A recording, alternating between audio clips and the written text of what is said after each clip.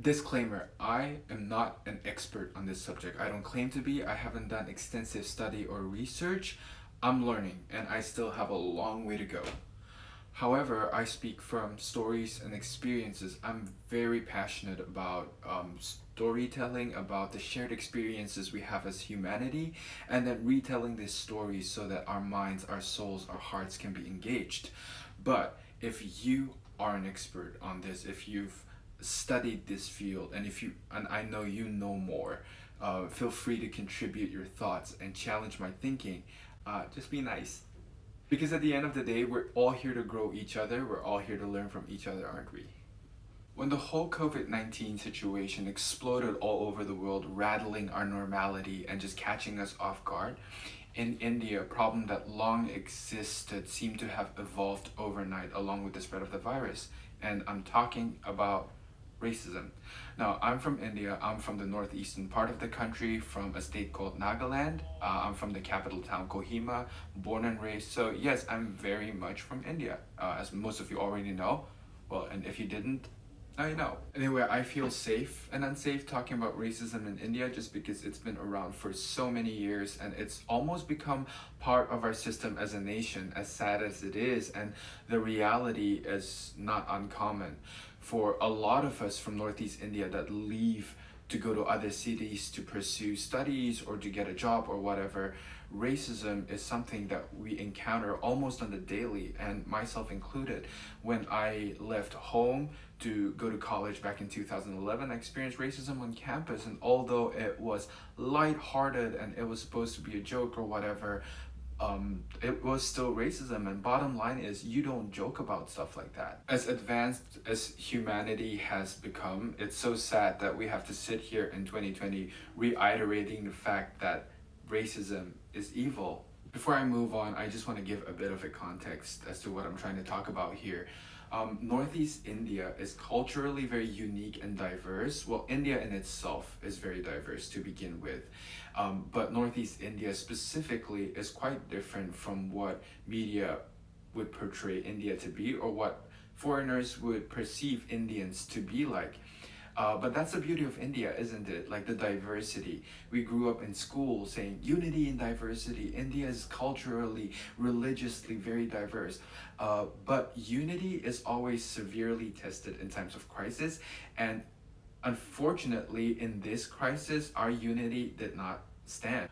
Trust me, as someone who's been blessed to live, study, and work abroad for close to 3 years now, one of the most entertaining and engaging conversations I have with people is explaining to them how I look the way I am and I kind of behave the way I am, but I'm from India. The even more entertaining ones are conversations that I have with other fellow Indians, and when I tell people, oh yeah, I'm from Northeast India, they go, oh, Northeast India, okay, Nepal. Levity aside, I just want to say that I'm not here to take sides or glorify sides or say that one is better than the other. My sole intention in doing this is to create a little bit more awareness and also to bring a challenge to our thinking, because when this whole COVID-19 season ends, it's going to end in the name of Jesus. We have to come out better, stronger, more loving, more accepting, more empathetic. There is and should not be a place in our society for discrimination, no matter what. If there's one thing that we're all collectively learning right now, is that a lot of what we have actually doesn't matter. Humanity matters, lives matter, people matter, and our stories, they matter. Coming back to the topic, there's all sorts of racial discrimination against Northeast people, from jokes to verbal and physical abuse, from being denied amenities in public and the looks that we get, the unruly remarks and all of that.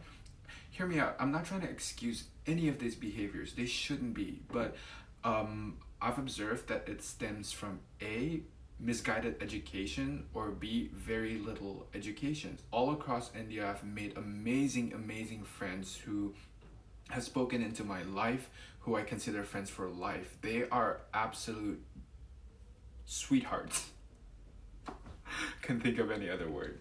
But as in any other society, it only takes a few people to mess it up for the rest of us. When the news of COVID-19 spread, it was scary to see that racism had spread even faster. Students were being asked to leave or getting kicked out of their rented homes. People were being denied access to like pharmacies and grocery stores because of the way we looked. I know a few close personal friends who have also gotten really bad remarks when they were out getting stuff done and getting their supplies and all of that. Getting accused continuously for bringing the virus into the country because of how we look, that was very common. And there was one very disgusting case of a girl being spat on because of the way she looked. In saying and doing all of these, I don't mean to bring up more controversy or conflict, because I know that a lot of the situations that I explain have been dealt with or are being dealt with at the moment, and there are individuals and organizations who are out there helping people who are more in need at a time like this, and we're so grateful for them. One of the things that really surprised me, however, was the fact that as fast as the news spread on social media, it died down very, very quickly. And I say social media because that's the source for a lot of us. As informing, as entertaining it is also very misguided, and we have to apply wisdom and caution, yes. But social media runs on hype culture, and things can blow up and simmer down like that. And that's exactly what I feel happened, at least from my perspective, because for about 2 weeks, almost every story was about all of these racist attacks, and then after that it just fizzled out. But just because social media is silent on an issue or has stopped highlighting it does not mean that that problem has disappeared.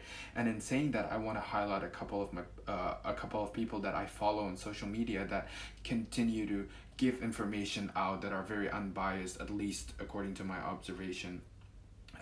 Your voice matters, so keep doing what you do because you are important, and we thank you for that. As horrible as all of those things are, I don't want to sit here and play the victim. I don't want to blame people and say that they're the problem and I'm not, because they say that if you see evil being committed and do nothing about it, then you're part of the problem as well. And I want us Northeast people, especially us Nagas, because that's my context, to realize that we are part of the problem. How are we a part of the problem? So a week or so ago, probably even 2 weeks, social media blew up again, and this time it was because Nagas were now discriminating other Indians that were living in our state.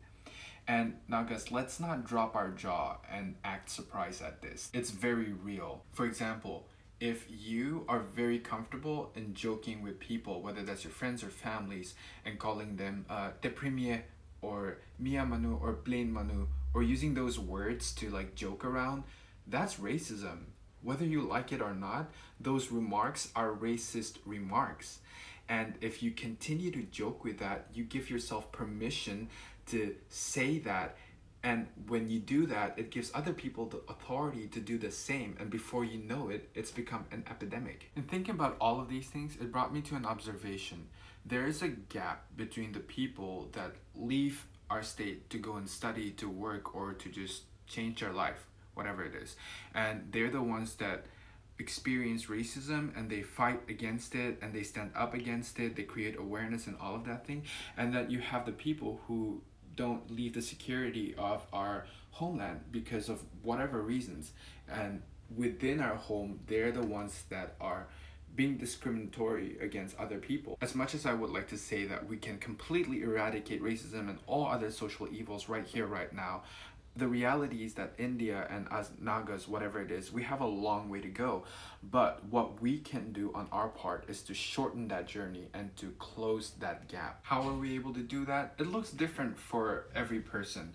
But what we can start with is to change in our language. Stop using all these jokes and all these languages that create unnecessary divides. Start with having important and difficult conversations with your families, with your close friends, and start with calling out when you see things that are not right, especially when it comes to treating other people.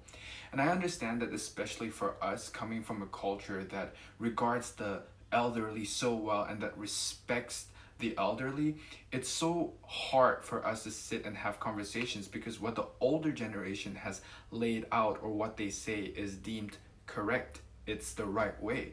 And there's no space for discussion, there's no space for thoughts to be challenged, and there's not even space for healthy debate.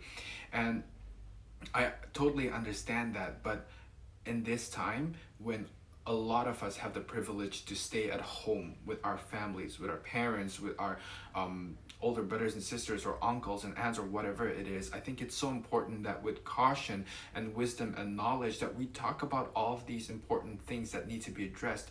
Because if we want to come out and see a better tomorrow, then we have to start planting the seeds now, and we have to start planting them in our homes. Because not every one of us will have the platform to stand on stage and address hundreds and thousands of people, but we have the platform of our families, we have the platform for our immediate communities, and we can start with that. Start small, think big. I just want to encourage you that this time that we have with our families, with our friends, with our flatmates, whether you're alone, wherever it is that you're quarantined, we probably won't get this again.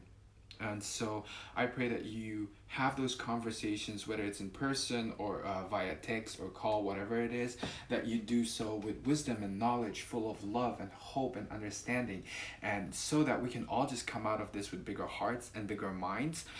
As for my Naga brothers and sisters, if we want this evil to stop, if we want it to disappear, then we have to start within our communities first. We have to end it in our communities first. As Luke 6:31 says, do unto others what you would want done unto you. God bless you guys. I hope you're safe. Take care. And we'll see the end of this COVID-19 soon. And we'll all be able to get together again for dinner.